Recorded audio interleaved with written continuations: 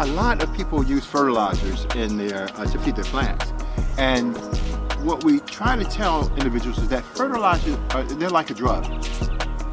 What you do is that you put the fertilizer in, and it goes to the plant's root system, and the plant absorbs it up. But the plant is not going out and reaching and getting its food.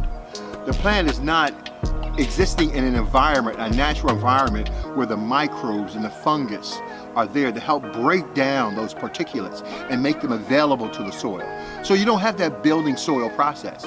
You simply throw your fertilizers in, it goes up into the plant, and it's like a stimulus to make the plants behave in a certain way. So we are in the process of growing fungus. So let's set that aside for one minute. So we have the plumbing that distributes the water, that you adjust the water to grow the fungus that feeds your plants.